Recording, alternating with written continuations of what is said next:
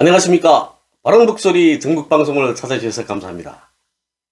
오늘은 북한 보이브 스파에 대한 이야기를 좀 하려고 합니다. 우리 탈북민들이 이런 이야기를 많이 하시더라고요. 북한 송금 브로커, 또 탈북 브로커들이 70 내지 80%가 북한 보이브 스파이다. 전번 시간에 제가 해산 사람 7, 80%가 마약 중독자라고 말씀하시는 분에 대한 이야기를 해드렸죠. 제가 그분한테 해산 사람 100% 만나보셨냐고 했다고 물었습니다. 마찬가지입니다. 북한 송금 브로커 100%를 만나봐야 7, 80%가 스파이인지 아닌지를 아시는 거죠. 결론부터 말씀드리면 북한 송금 브로커 7, 80%가 북한 보이브 스파이라는 주장은 전혀 근거가 없는 겁니다. 북한에서 송금 브로커를 했다는 탈북민들한테 야, 너 북한에 있을 때 보이브 스파이 했어? 이렇게 물어보게 되면 다 아니랄 겁니다. 내가 죽고 싶어서 그런 짓을 하겠냐? 이런단 말입니다. 그런데 자기는 보이브 스파이 하지 않았다고 하면서 북한 송금 브로커의 7, 80%는 보이브 스파이다. 이렇게 말하는 거죠. 그리고 북한 송금 브로커 7, 80%가 보이브 스파이라는 주장은 어떻게 우리 북한 이탈 주민들한테 해가 되냐면요. 우리 북한 이탈 주민 전체를 반국가단체 구성론, 즉 북한 보이브 스파이와 통신, 해합, 편의 제공 등을 하는 국가보안법 위반 공안사범으로 만들어버리는 겁니다. 이자처럼 북한 송금 브로커 7, 80%가 그 보이브 스파이라는 이런 주장이 사실이라고 한다면 우리 북한 이탈 주민들, 북한 송금 브로커들하고 전화 연결을 가지고 있는 우리 북한 이탈 주민들 누구나 국가보안법 위반 공안사범이 되는 겁니다. 그럼 왜 이런 주장이 그랬어요? 좀 내려갈 거예요? 그럼 왜 이런 주장이 말도 안 되는 거짓말인가에 대해서 이야기해 드리려고 합니다. 우선 송금 브로커라는 것은 돈 벌기 위해서 하는 짓이거든요. 물론 북한에 전화를 하는 건 우리 남한에서도 국가보안법 위반이지만 북한에서도 불법입니다. 남한과 연결을 가지게 되면 우선 중국 휴대전화가 있어야 되거든요.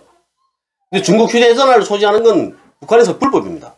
그리고 국가통신망을 이용하지 않고 개별적으로 중국 휴대전화를 사용해서 중국이나 한국을 비롯한 제3국에 전화하는 것도 불법입니다. 그리고 국가안전보위성이나 사회안전성이나 이런 위법적인 행동들을 단속하고 처벌하는 프로독재 기관이고요. 그런데 왜 송금 브로커들이 활동하고 있냐? 그건 손쉽게 돈을 벌 수 있기 때문입니다.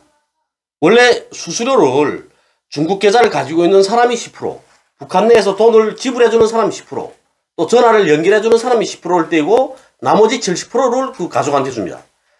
전화를 연결해주는 사람을 보고 송금 브로커라고 부르는 거죠.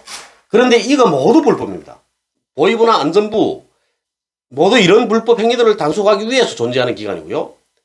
만일 송금 브로커가 보이브 스파이라면 자기가 돈을 받아준 북한 사람, 탈북민들이 북한 가족들이죠. 이런 사람들을 보이브에 신고해야 되는 겁니다. 그러면 보이브는 그 사람들을 체포해서 조사를 해야 되겠죠.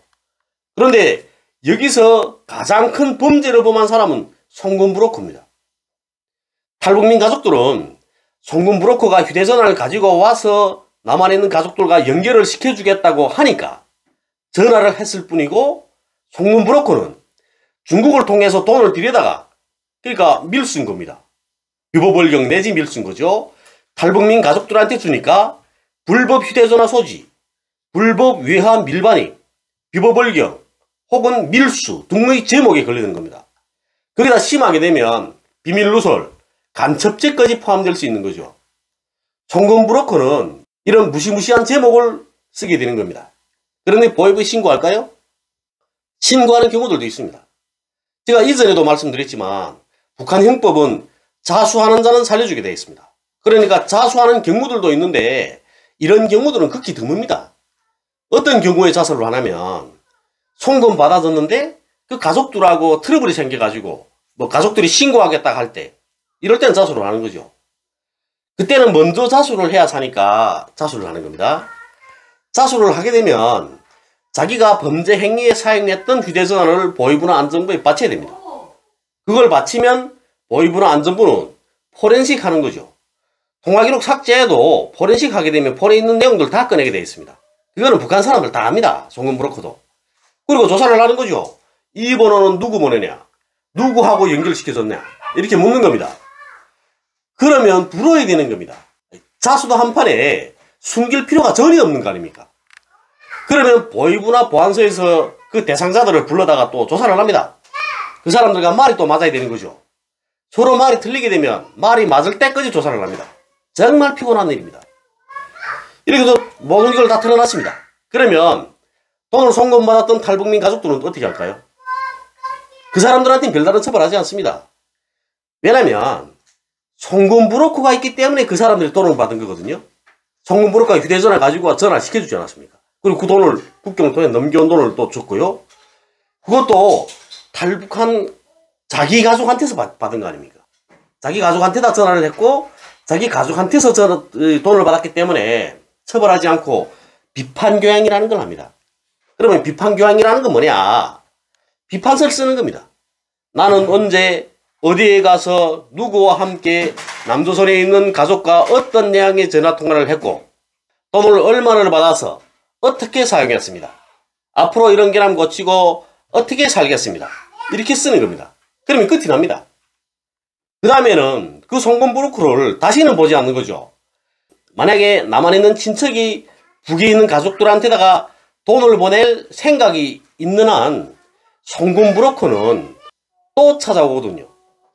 제가 전번 시간에도 이야기해드렸지만 우리 탈북민들은 북한에 있는 가족들한테 늘 부채의식을 가지고 삽니다. 그래서 비가 오면 비가 셀까 장마가 질까 걱정하고요. 해가 나게 되면 또 가물어서 농사가 제대로 안 돼서 우리 가족들이 또 굶을까봐 걱정을 하고요. 또 눈이 와도 또 걱정을 합니다. 눈이 오면 추울까봐. 그리고 또 눈이 오면 도로 쓸러 또 나가야 되거든요. 도로 눈치기를 나가야 되는 거죠. 그리고 또 추석이면 산소에 가지 못하는 미안함 때문에 돈을 보내고 또 설명절이면 차례제에 참가하지 못하는 미안함 때문에 돈을 보내고 이러는 겁니다.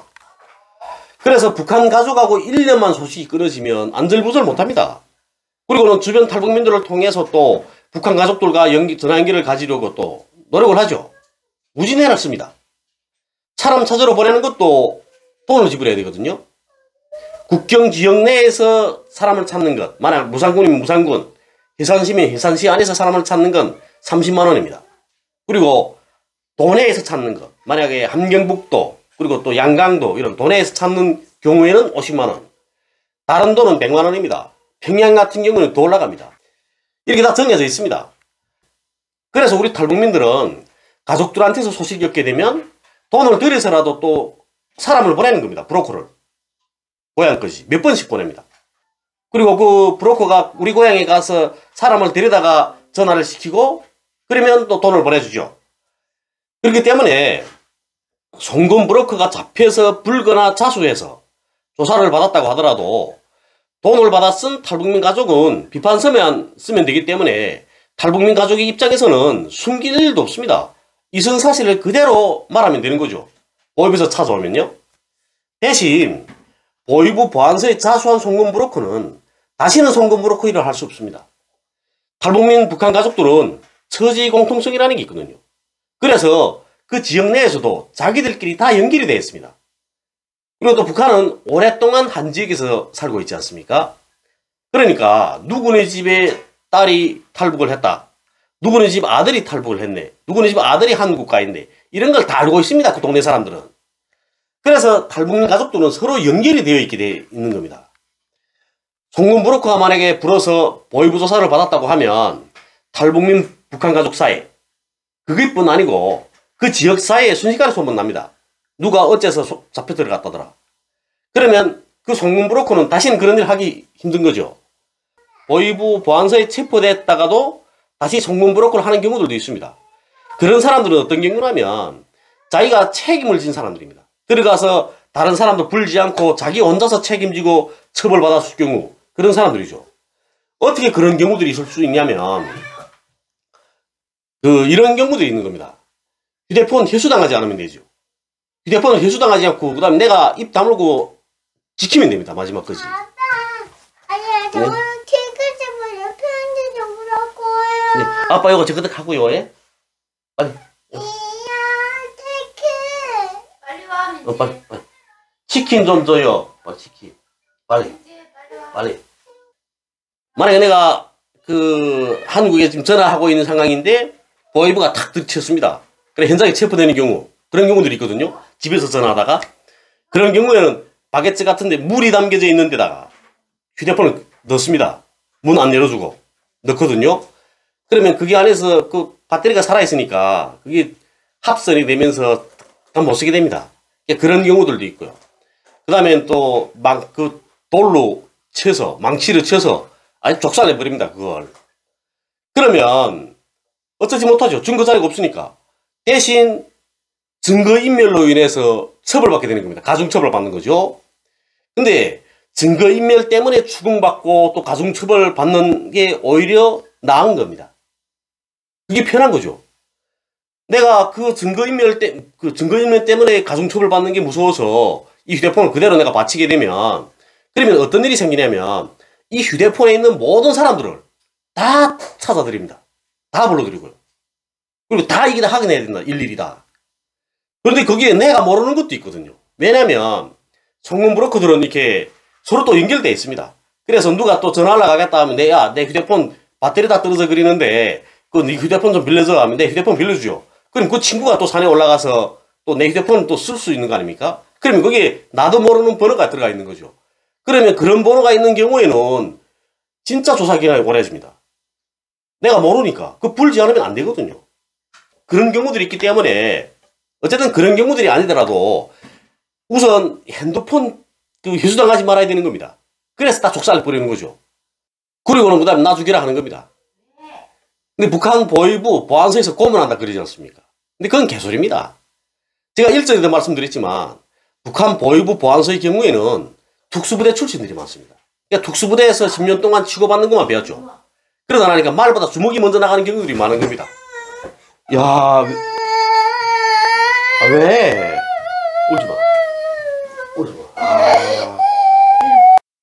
범죄자는 어떻게 하든지 간에 처벌 수위를 낮추려고 노력하죠. 그러다 보니까 별의별 오그랑수를 다 쓰는 겁니다.